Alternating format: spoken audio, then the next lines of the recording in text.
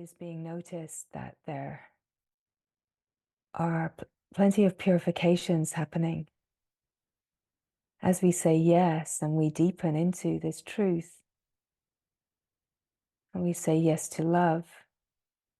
Life will bring forward what it takes to stir up the stagnation and the protections, and the mind will not like it. And yet on the deepest level, you are asking for and you are actually creating everything that is arising on the level of consciousness. Of course, not on the level of mind, but when your heart is aligned with truth and pure and saying yes, to really open, to remember the truth of who you are, the truth of what the glory is, then life will move to, in a way, seemingly amplify and bring forward what it takes to humble us out of the mind, out of knowing, out of control, and of course, in that out of protection, can feel very stirring because we learnt in the young life to protect. The ways that we learnt to protect was by pushing down the feelings. We learned that that was a safety mechanism. That was a way of feeling safe, was to push down the feelings and not truly feel or express. And often because the company we were keeping didn't have the capacity, because they had learnt to push down. And where the habit within the human collective has been to learn to push down, as we open to this truth, we are invited to surface and allow everything that has been pushed down to come to the surface, to be met in the light, in the love. So we are always meeting opportunities as purification happens. And yet, truly, the deeper that we say yes, it does seem that it intensifies and amplifies in certain ways. Of course, according to what is needed and what we have the capacity to meet. We can often hear that we're never given something that we don't have the capacity to handle, to deal with. And this is the absolute truth, because you are the creator. Consciousness, the true consciousness that you are, is creating exactly what you want in order to dismantle the protections. And the other way that we learn to protect is to have a needs met structure. So we created a structure, a dynamic way of relating, where we found our place within the order of things around us, normally a family dynamic or some kind of collective dynamic. We found our place and we worked out what it took to get our needs met, to feel connected and safe to the best of our ability. And this becomes our learned way of relating. And as we journey through the play of the human life, we generally hold that same needs met structure in place. And of course, as we come to deeper awareness and we start to meet, in a way, our distortions and the way that our human psyche is working, often because of stresses that are appearing in the life, we come to see certain aspects of that needs met structure. And we have the opportunity within our psychological functioning to start to dismantle that. And yet,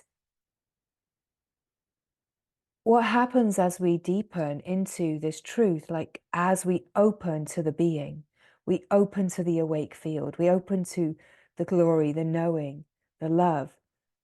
We're opening out of the denser frequency of the mind and the psychological realm. We're opening into a whole other landscape of consciousness. And of course, the mind is consciousness, but we're opening into a much wider, infinite playing field. So everything that we might have felt like we have dealt with within the psychological realm and the life, as we open to the wider playing field of consciousness, we can find that things that we thought that were resolved, or often it will come forward, I've done this work, I've looked at this, but it comes forward again often in a different way because there's more space. And when there's more space, it is to come to our remembrance of wholeness, anything and everything that acts as a distortion, a limitation in the wide open field of consciousness, in the opening to pure consciousness, the distortions are illuminated in a different way. When we're working more within the mind consciousness and the psychological realm, we're working in the limited arena of what we can access, even though we are accessing the subconscious and the unconscious, we could say, the suppressed and the repressed, we are accessing it. But there's a whole quantum shift, let's say, as we open to the field of pure consciousness, of how things work. And we can't understand completely according to what we have learned about how things function within the human psyche, within the brain even. Let's say we open beyond what even science can verify and tell us.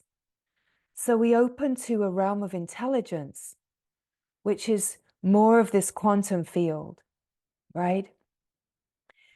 So it's beautiful, it's incredible, it's glorious. And yet it's like all bets are off, right? Where we feel like we've got things under control, where we feel like, okay, this is how it works.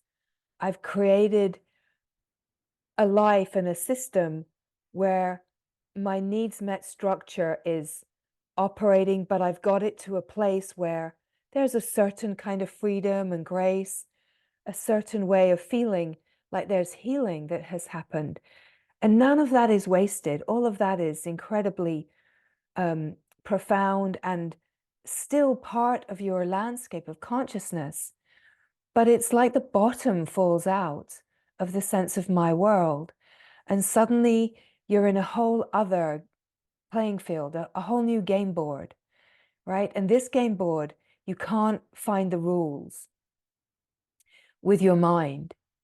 You can't find a map with your mind. You can't find a way of knowing or understanding.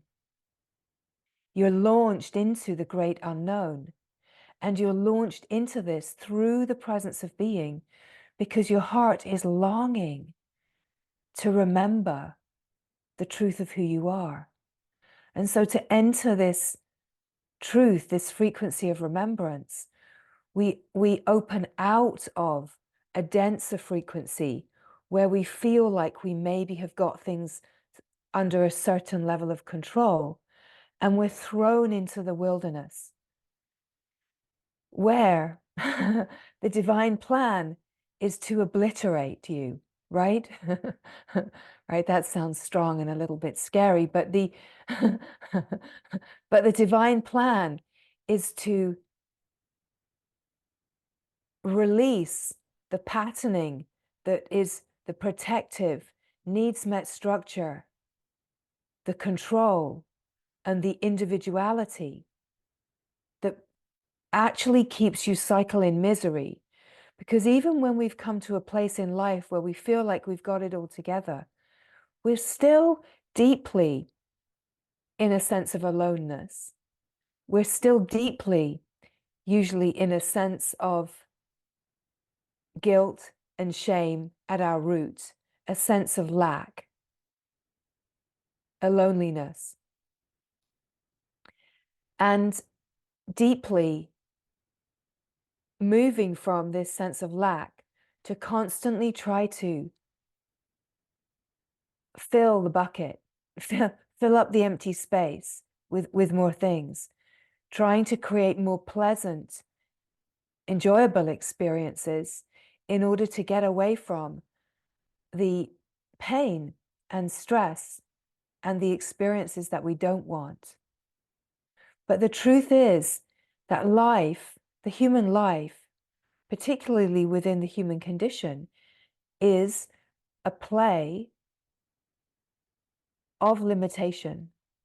And so we will always, when we open to this truth, be invited out of limitation into the unlimited, which will offer us the possibility to see through the places that are limited, where our mind has a grip. And we will be invited to meet our fears and our stresses. And now we can be guided and supported and companioned in this to a certain capacity. When it really comes down to it, it's a solo voyage.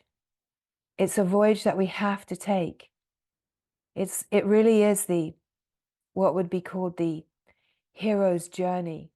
Excuse the gender fixation upon an expression, the hero's journey, the heroine's journey, the heroic journey, shall we call it, right? Let's call it the heroic journey. So, the heroic journey is a journey into the absolute chaos of your own inner functioning. It's a journey into your own inner functioning in order to meet yourself so deeply that you return from the heroic journey empty. And when we return empty, we discover the true beauty of what we are. We discover the revelation of our oneness, because we have seen through everything that divides. We have seen through all of the protections and the needs met structure that divides and fragments in order to keep us in a false sense of safety. We have seen through how the sense of lack and the constant habits to fill that sense of lack with things, we've met that. We've met our own sense of lack, and we stop filling it with things, and we meet the drivers underneath that sense of lack. The drivers underneath are usually the repressed and pushed down emotions that we are afraid of feeling. And so when we are able to meet and allow the feelings that we have learned not to feel, that we've learned that it's safer not to feel, as we meet those feelings and we allow the feelings to come forward, we start to release very deep holding patterns. And we're actually releasing the deepest drivers, we could say. And the deepest drivers we might think are our core beliefs. And the core beliefs are the core belief in lack, in separation, the core sense of guilt. There's something wrong with me. I've done something bad. I've done something wrong. And this guilt and the shame, right? These are the core belief senses that we have. But they can be really kept in place in sneaky ways by emotions that are like holding patterns in the nervous system. So this is why life creates situations to bring forward a lot of feeling and kind of forces us to have to feel a lot of things, because we are generally conditioned not to feel, that it's not safe to feel. We don't actually have a remembrance of our innate permission to feel. And so here it is, absolute permission to feel everything. And yet, you know, our deep learned sense of holding is so strong that we could be absolutely convinced, no, there's nothing here. There's nothing here. And yet life keeps perpetuating and bringing forward situations. And the wisdom of life, the intelligence, it stirs us and brings forward exactly the situation that will stir us deeply enough to be able to awaken the dormant emotions that are hiding. So in this unfolding, we can be all about the transcendent and the bliss and wanting everything to be about the glory. But we can have this mental idea that when we are experiencing challenges and feelings are wanting to come forward, the old stresses, that somehow this is not what I signed up for. No. I signed up for the bliss. I signed up for the light. I signed up for the glory. I don't want to be feeling that. And we're coming into connection with our deep sense of that it's not safe to feel those feelings, and that absolutely all of our control mechanisms to try to keep it away. And this is why life is such an incredible wise grace, is that it always comes from left field. It will always surprise us. It will bring a shock in. Now, of course, the me says, I don't like shocks. I like to know where everything is, and I like to be able to know, you know, how I can fit things into my life and work around this. So that's why it has to come in as a shock. It has to come in from left field to blindside you, because most likely in our young lives, we were blindsided by things, something came in. So there's even grace in the feeling of the shock. There's even grace in the feeling of being blindsided. That in itself is the most extraordinary opportunity. Oh, here's the shock that I must have felt when this situation happened. And you might not remember with the mind, but your body remembers, the nervous system remembers. And so life moves in this very intelligent way to stir what we wouldn't otherwise access, because the mind and the needs met structure is absolutely committed to keeping itself safe. So we could say that even when we are absolutely committed to the divine, like we feel it in our heart, we feel the pull, there can be a deeper commitment to safety that we don't realize that is at play, right? We think, I'm giving it everything. I want this with all that I am. And there's a certain truth to that. But the deeper commitment to safety, this needs met structure, is still in place. And so this is why in this unfolding, we have to talk about this stuff as much as we talk about the glory and we drop into the finer frequencies of the presence of being. Because yes, it's absolutely essential to be able to come to the frequency of remembrance, to open to the presence of being, because this is true safety. And now, once we know true safety, then the false sense of safety has something to open into. Without the true safety, we'll just keep dancing around in the psychological realm, feeling like, yeah, this is good, I'm feeling better, I'm getting somewhere. And we'll be moving in that psychological realm, the mental consciousness of fixing the problem, getting better, measuring, controlling the life.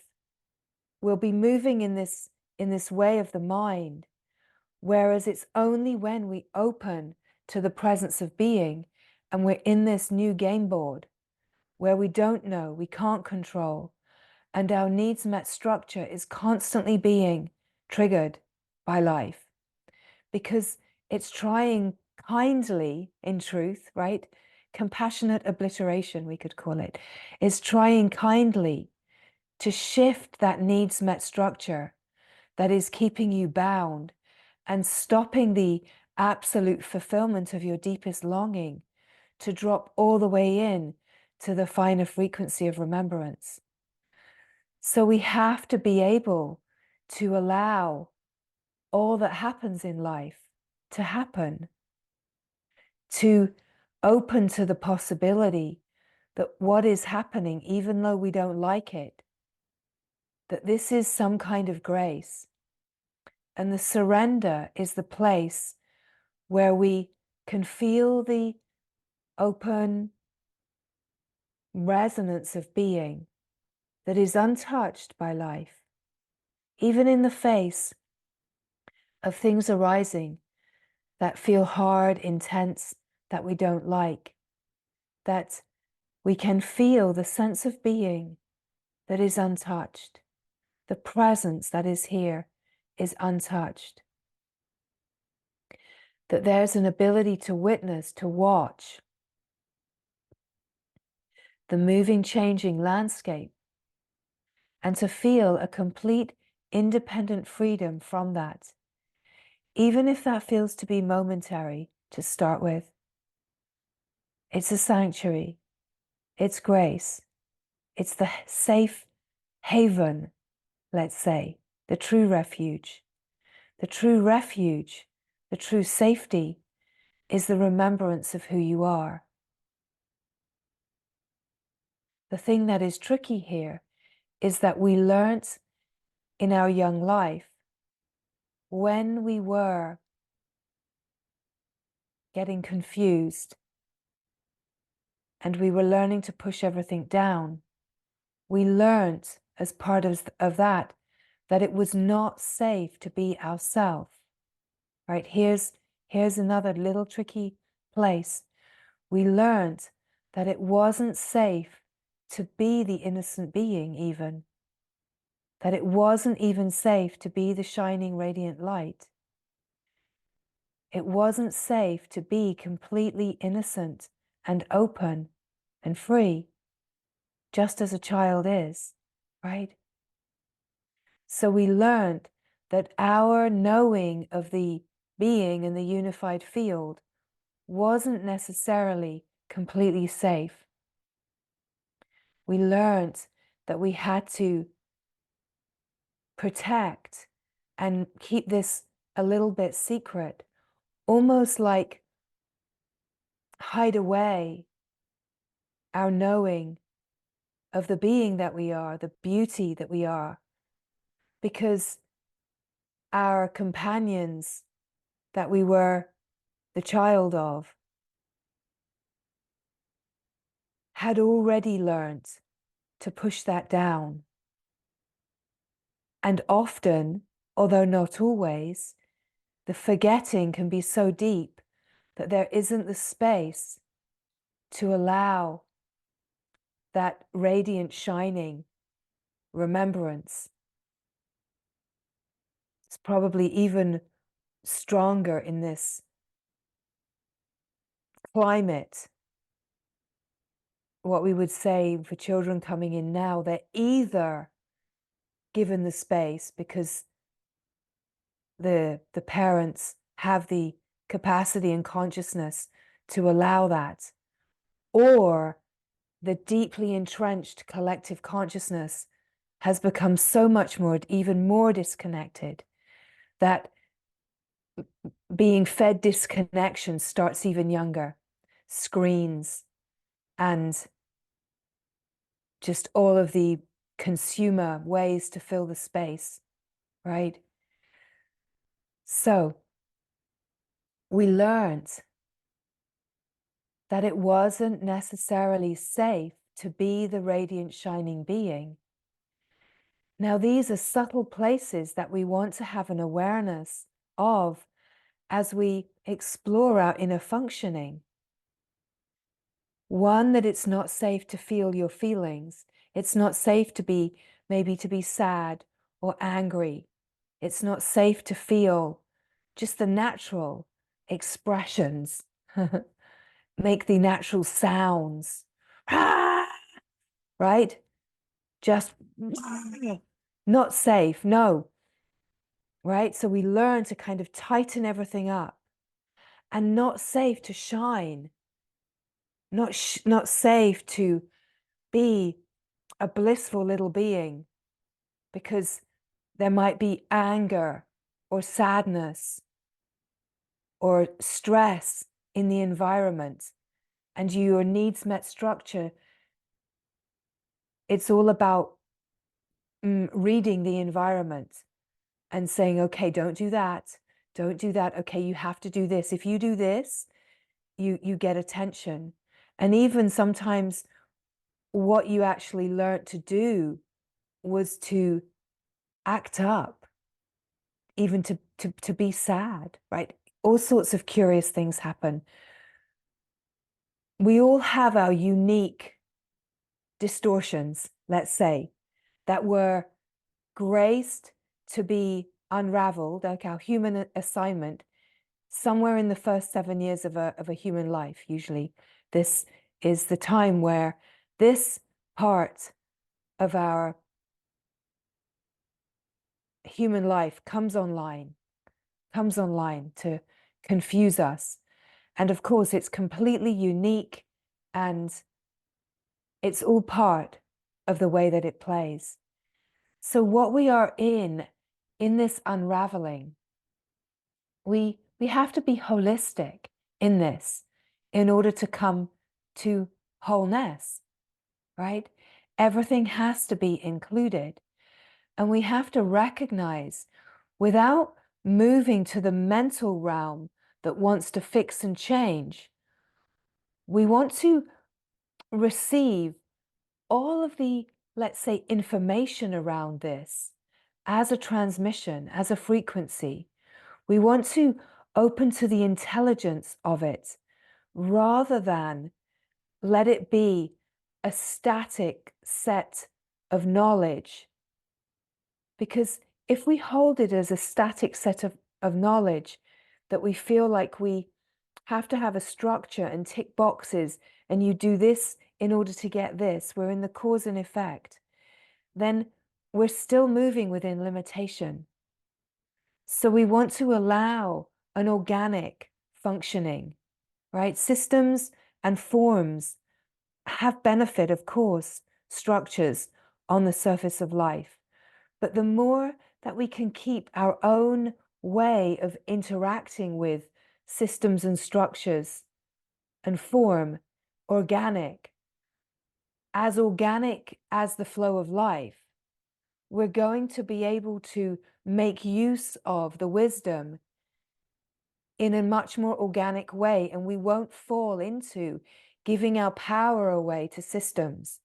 We won't fall into trying to unravel our inner functioning according to secondhand information. That we're truly moving from the intelligence, which is self-born knowledge. It's born out of yourself. It's born out of your own knowing. So we're not giving our power to anyone or any system. We're not moving in these structures where we imagine, oh, that one knows, I'll do what they say. This knows, I'll do that. because that's still limitation, right? It's still moving within a limited system.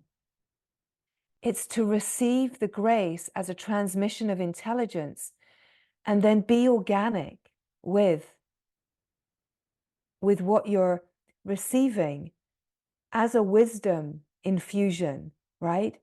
Take it into your inner functioning, test it, explore it.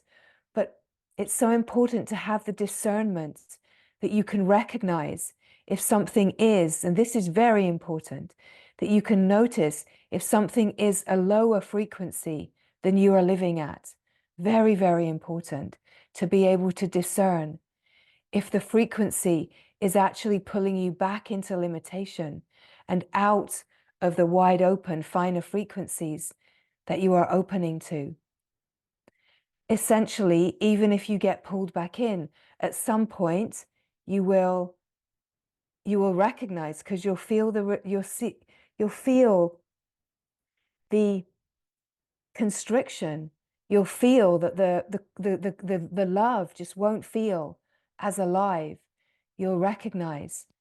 So it's so important to be the power in your own unfolding. This is why we speak so much about autonomy, that we can be guided, we can be in companionship, we can receive the frequency where we can feel alive in a certain frequency.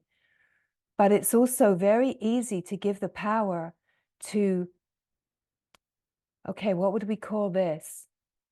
There are frequencies in the collective that have a quality of power, a charismatic power that can pull the attention, but is not a fine frequency, not a fine frequency of being. They can be denser frequencies, but they have a certain charisma, so they can pull the attention, and we can give power to charisma because it has a certain quality to it. And where we have been conditioned within our needs met structures to give power away, we can fall into traps of giving power away to what we might call the masculine principle, right? Nothing to do with the biology. Any being can give the power to the masculine principle. And the masculine principle is rooted in separation, is rooted in a deeply held belief of lack, that I'm not good enough, that I'm somehow bad. And until we really come to truly, absolutely know the oneness, and we know the goodness that we are, and we're truly out of separation really clearly, we're still functioning with tendrils that are working in imbalance of power, right?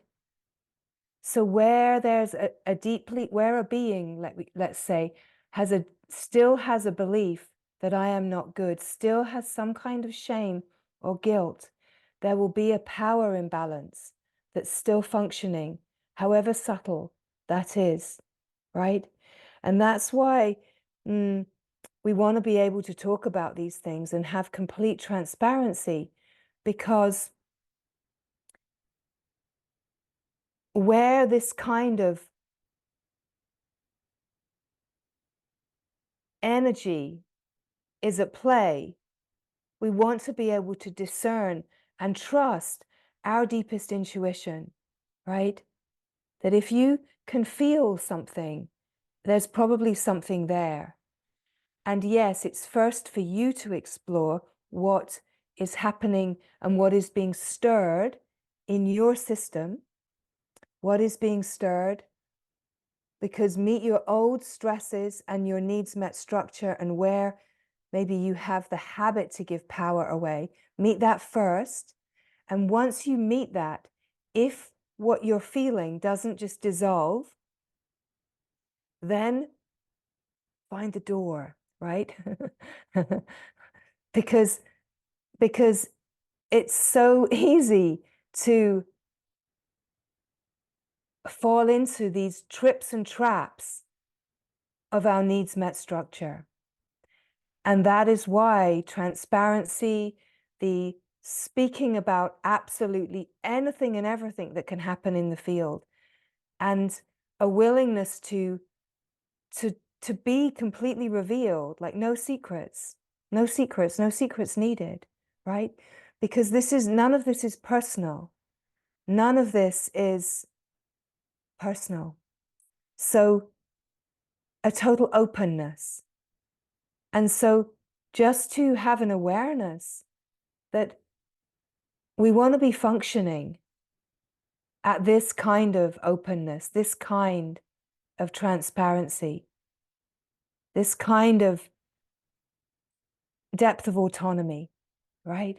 So that our needs met structures can actually, truly disarm, so that our needs met structures and our deeply held core beliefs and the repressed, unconscious emotionality is allowed to fully express itself in safety, right? So the whole unwinding is your own exploration of your consciousness, of the distortions of your consciousness, the limitations. And there's no shame or guilt about any of it, because it's not personal.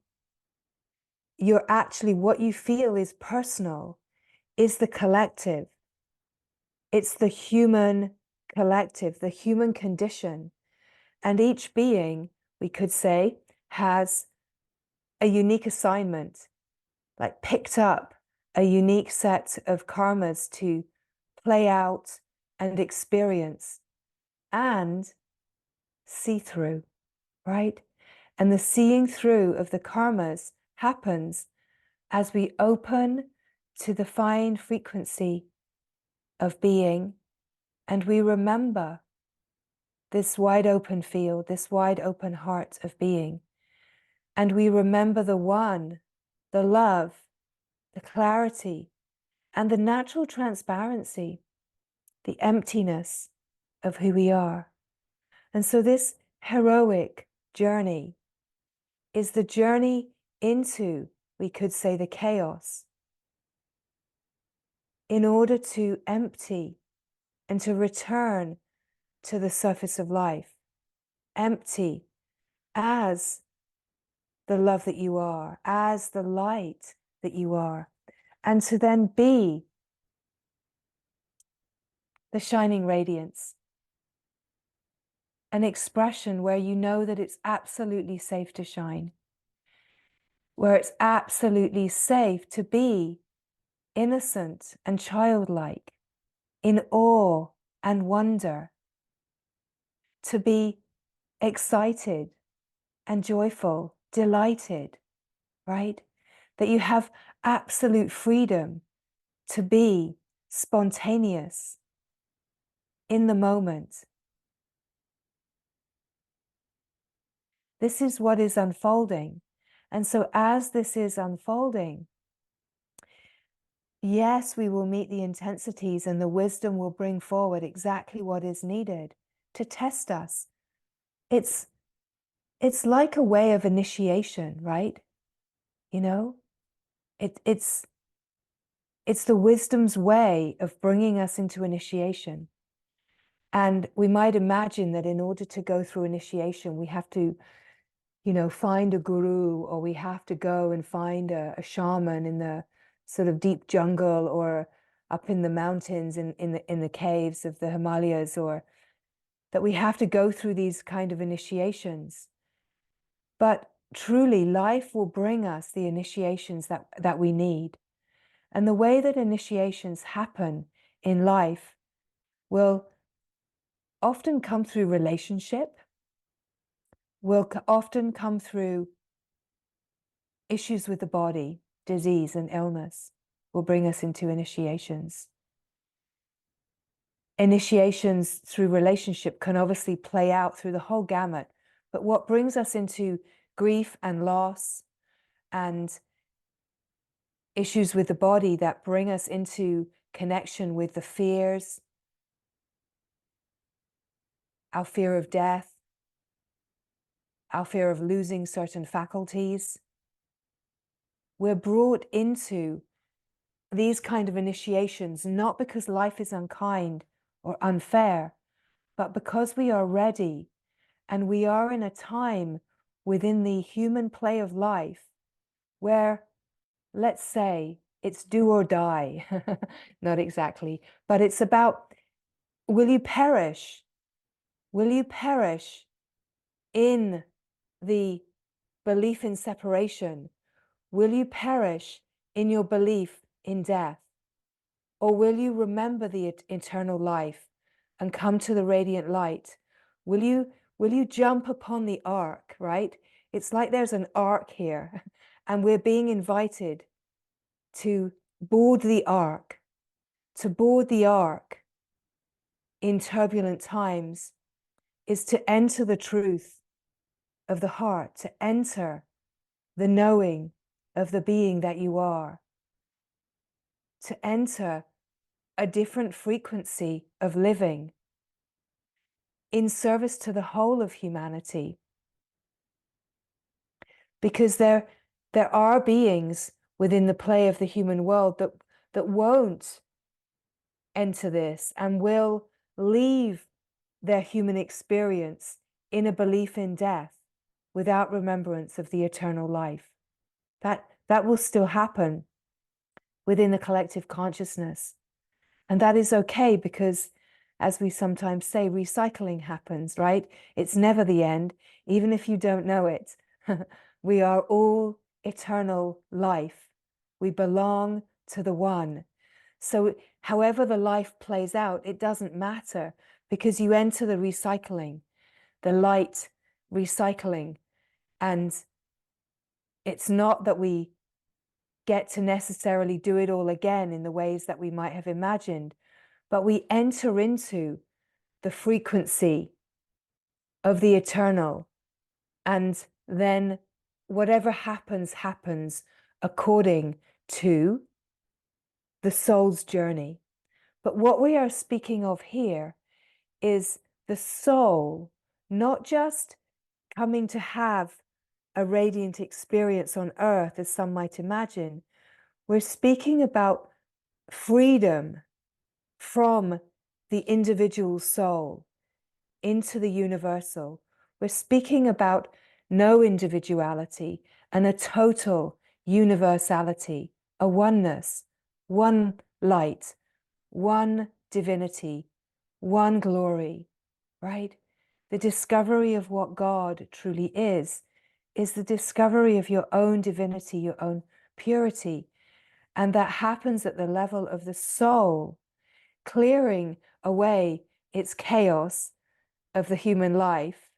It's like the soul comes in, picks up an assignment, moves through the chaos, remembers its nature as a soul that knows this is only a dream, knows that there is only love, remembers this, and in the remembrance of this and the emptying of chaos,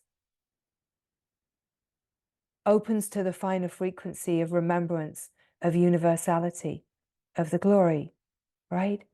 And then the end of a human life, the dropping of the body, isn't a big deal, even though there will be, of course, still a surrender to have to move through the final surrender. It will be a recognition, okay, this is the graduation, this is the dropping of the human body, this is a graduation out of this realm and into the light. On a certain level, we could say without fear, and yet residual, if there is residual fear and anything to surrender, the actual dying process is the grace that offers us, just as birthing the process, the experience of birthing is a terrifying experience, apparently, right? So too is the death experience, right? Every experience in the human life has its own wisdom to it, right? All of it has its own wisdom. Being cut, severed from the mother. Is it a surprise that the whole life is wanting to remember a reunion with the mother? And that is why we sometimes speak of the integral whole, the glory, as the mother, divine mother, not as a Shakti mother, but the Shiva Shakti in union, the integral whole, is the mother. On a certain level, we're all longing for reunion with the mother, to remember what is that mother, what is that felt sense of absolute union. We are longing to remember the one. We're only longing to remember because we already do remember. But we're so used to doubting and overshadowing our remembrance and moving within these realms of limitation and learned knowledge and not moving from the true intelligence. So what we are speaking about here is inviting this depth of remembrance, but fully embracing and exploring the whole human experience. We are fully embracing the heroic journey into the chaos, because it's by going right through the center of the chaos of our internal functioning and the craziness of the mind, the fear of insanity, the fear of losing the mind, the fear of losing control. It's right through the center of this that we come out victorious in the remembrance of what is true.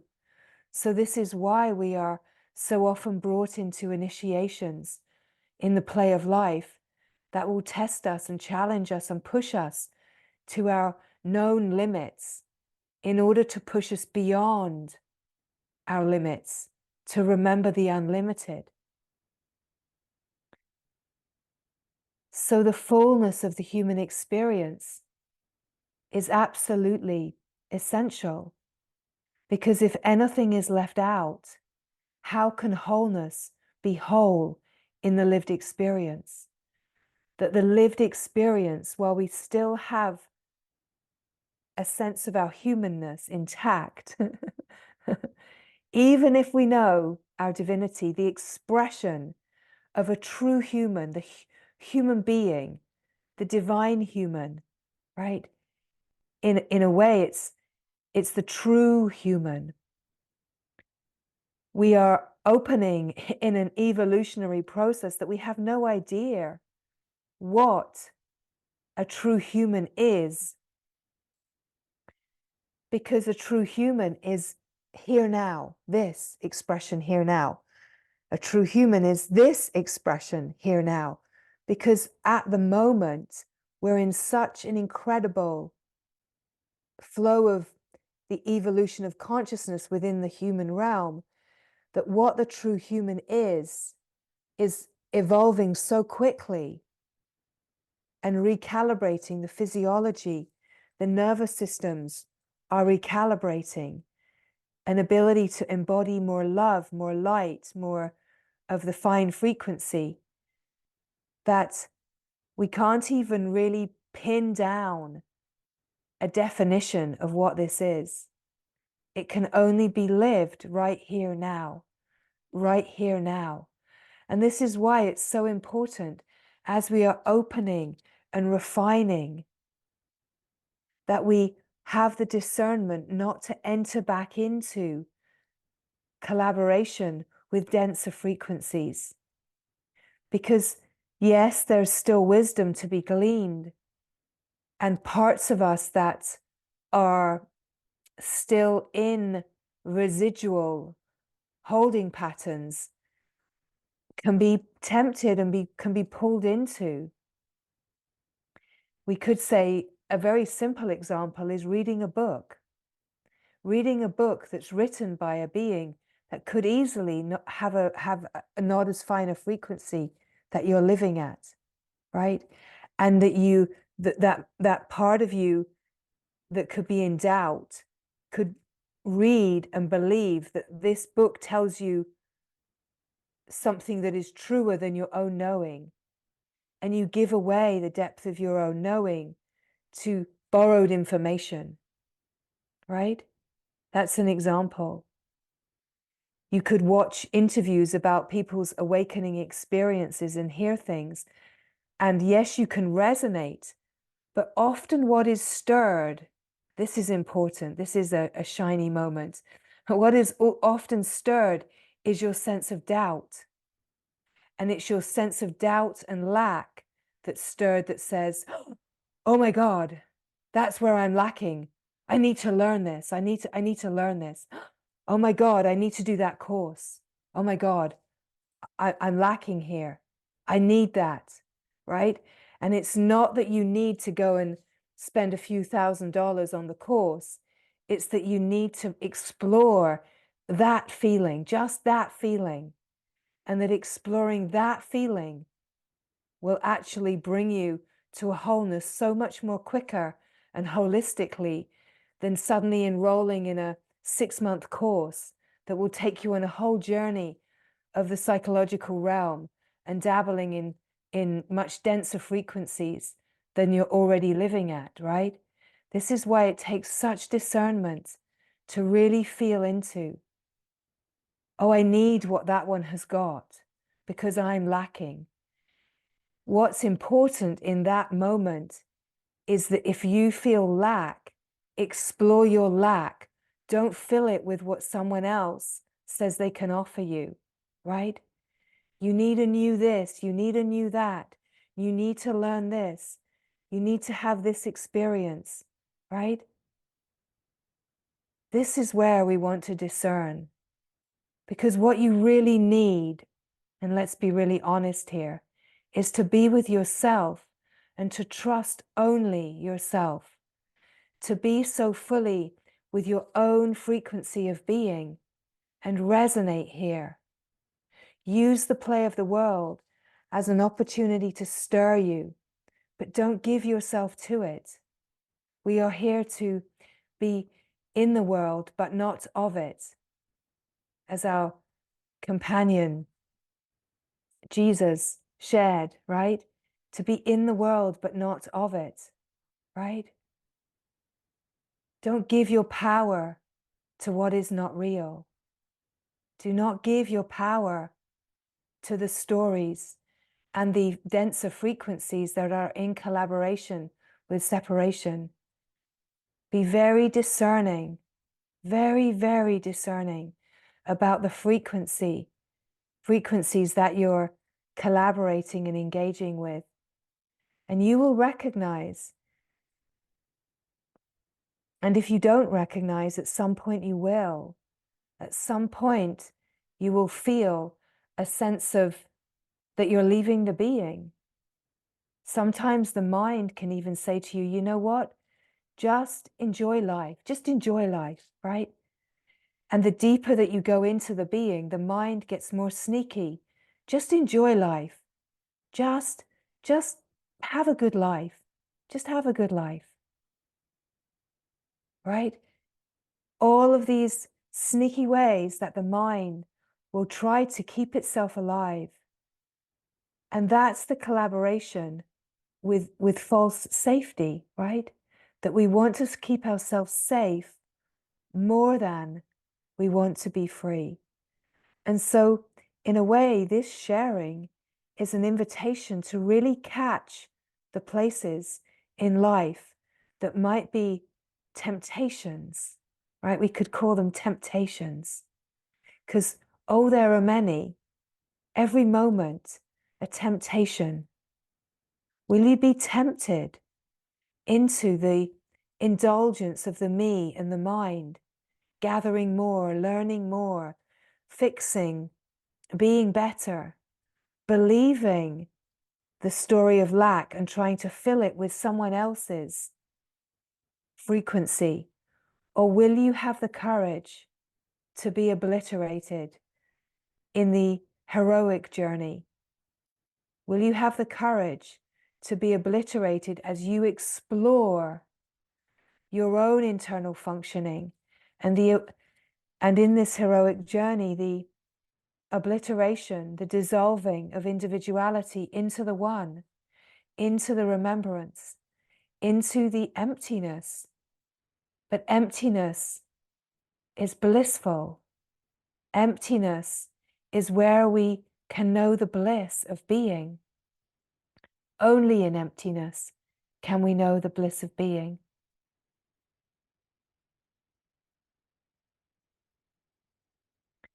Will we be pulled into the shadow lands? Because the collective is still operating in shadow. And in that collective, spirituality and religion in the mainstream is operating in the shadow frequencies, right? Still. So what is so important is that we have this possibility just to explore as these words are coming. Don't believe what is being spoken. Test it. Open to it.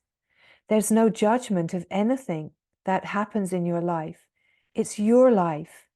You do you, or should we say, you be you, right? But you be you so fully, and I be I, right? You be you till you are I, until you discover that there is only I, the one I. You can take any turn, but be so aware. Where are you operating? Are you operating in the denser shadow frequencies? Are you on the brink of moving out of the shadow in the process of purification and refinement, opening to the finer frequencies, right? So you can really shine in the finer frequencies. And every shadow that we have within our karmic package, our karmic assignment, as we transmute and see through it, we start to shine more fully in all of the different ways, the different aspects that we can on the surface of life. But essentially, our shining is about being the light and being an emanation of love, a loving presence, total openness, all-encompassing receptivity, where you don't need anything from anyone. You don't need anything from the world, because you realize that the world quite simply has nothing for you. The world has nothing for you.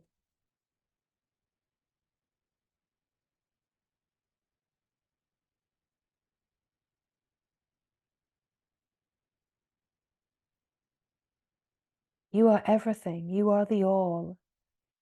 And it is to find this knowing in the heart, this frequency, this radiant, shining glory that you are. Because to come to emptiness is to come to the true beauty, the true radiance of who you are.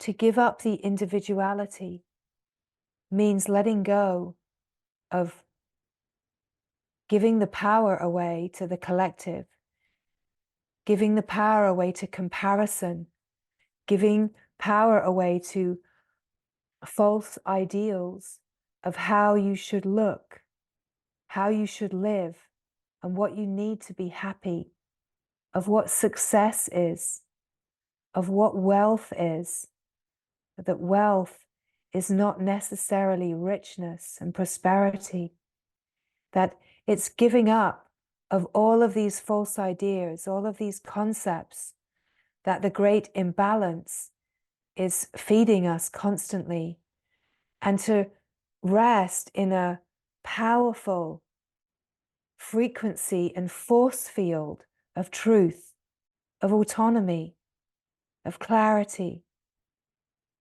And in a way, our gathering, our Sangha, is a gathering of autonomous beings.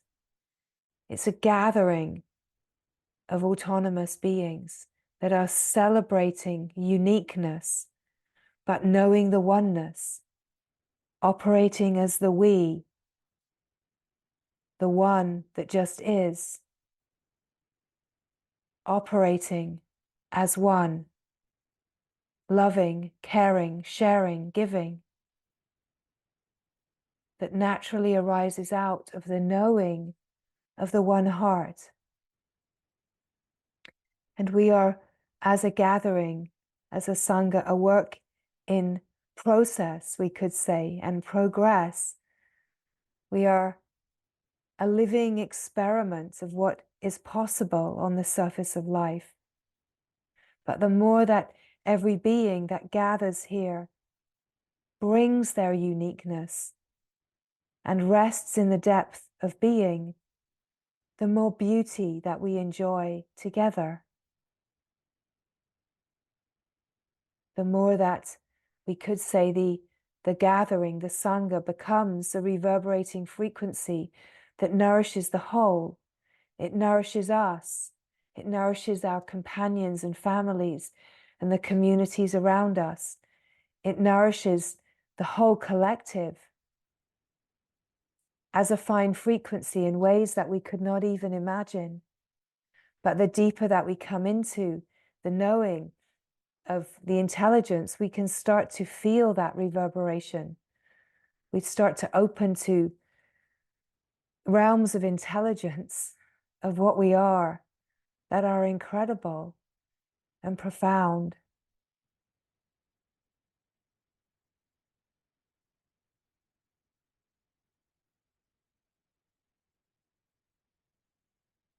And as always, it starts here now, in the being. It's not about where you've been or where you think you might be going. It's about being here now, in the fullness of yourself, in the wholeness of your heart's knowing, radiant and true and clear, focused, clear focus, following the longing, giving it all to the glory of God without knowing what that means or how to. You just find in your heart a way to keep saying yes and yes and yes. This holy moment that says yes to truth, yes to love. And it doesn't have to say no to anything, because the holy yes is the no to anything else outside. The holy yes is the glorious celebration of your allegiance. And it is the allegiance with love that brings us to the knowing of what we are in truth, a remembrance of what divinity is, the remembrance of innocence, our own innocence, and then this ability to live this innocence, before the needs met structure and the protections came online, and we believed that safety was in a world that is, in truth, quite insane. We discover what sanity is beyond the mind, in truth. We discover that beyond the mind, before the mind, there is a knowing that is true safety and true sanity. So, here we are. This is what the field is wanting to share with us this morning.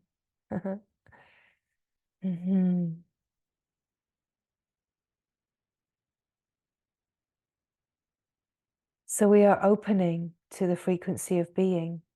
One thing that is coming forward more and more is how our lived experience and our opening to being relates to the whole evolution of human consciousness. That we can know the absolute, the universal, and we can, of course, know the density of the belief in separation. And what is coming forward in this finer frequency, in this shine frequency, this is what we're calling it here, is a greater picture of the whole evolution of human consciousness and the part that we have in it within our human experience. Even though we know what we are in truth, that whilst there's still this lived experience, what we speak of is that when we are free of the mind, we're also free of the world. This is the truth. We are free of the craziness of the world, and we're open to the divine reality. We're open to the divine reality, and there's still a sense of embodiment. And it's this area that we're speaking more about. What is this? What is this area of the embodiment of the divine reality within our human lived experience, right? So we have almost as if we have the collective belief in separation, and we have the absolute, the formless. So we have what seems like the form and the formless, and yet there's this kind of overlapping area, which is where refinement is taking place, where we're not fully entangled anymore in the collective, that in a way we're free of the collective, although there might be threads still entangled that we're pulling out and refining. We're living in this finer frequency, and the invitation is to really hold this finer frequency, to recognize this is the arc, right? That we're living like on the arc. We're living in this finer frequency where we're free of the world and the mind and separation, and yet we can swim in the old ways without getting contaminated, as long as we don't stay too long and give our power to all of the temptations there. So we're living in this finer frequency, like a heaven on earth. We could say the start of a heaven on earth. In a way, the heaven on earth, we denote the depth of heaven. We could say the shininess of the heaven that we're living in, right? So, and then within the collective, we start to be living in a collective sense of heaven on earth. What it feels like is that there are many small collectives like this all over planet Earth that are working in this way, kind of not secretly, but quietly, right? There are world teachers that are moving to shift consciousness, but still within certain limitations within that realm, all grace, all in service. And there are small collectives that are taking things deeper. And this has to happen in small collectives where the deep work can happen, and community, the sense of community, sangha, can shift, where there can be living in a finer frequency, engaging and starting to live in the world, but not of it, right? So that there's starting to live in a way that your reverberation is affecting the communities, but not in an evangelical kind of way. We're honoring and recognizing that there's denser frequencies still happening, and the collective is still there. And we're not trying to change that anymore. We've seen through that. We recognize that the change is being this satellite sangha reverberation that is this start of a heaven on earth frequency, a fine frequency, where we're living at this finer frequency, this finer vibration.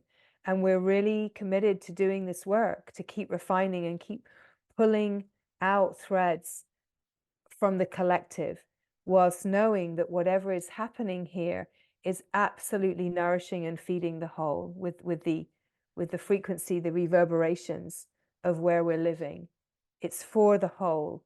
It's not any kind of division.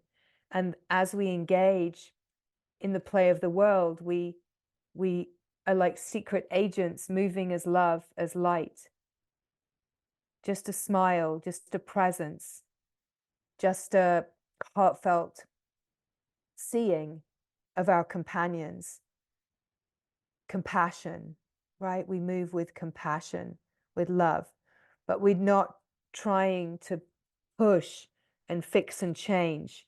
We're just loving, that we know that the only way to make a change is to deepen and purify our own frequency in order to open and be a beacon, a resonant frequency of light. So you look exactly the same, and that's the glory of being a secret agent, right? And it's also the glory of what this is truly all about, is that we don't suddenly grow wings. We don't suddenly start wearing a halo, because this is the great humbling, right? It's not an ascension that in the ways that the mind and the new age might imagine, that we are suddenly above or better than. We're actually so humbled out of individuality that we're smaller than the dust on the ground, right? That we don't need to be seen, we don't need to be known, we don't need any kind of recognition, that we're just a frequency of love, of giving, of sharing, caring. And this is the humbling, right? And this is the humbling that we come on the heroic journey. It's like we might leave on the heroic journey, like full of all these ideas, and as we're on the heroic journey, on the quest, we meet all of these characters, and we take on all kinds of ideas, and we may even have some delusions of grandeur, and ego might take hold of what we're achieving, and in the end we just get crumbled and crumbled until we let go of all of our ideas and concepts. And this is the returning empty, that we return empty. And in a certain way, we're more of a regular human being than we ever were, because we're kind of unprotected and just real and natural and transparent, and just life living itself.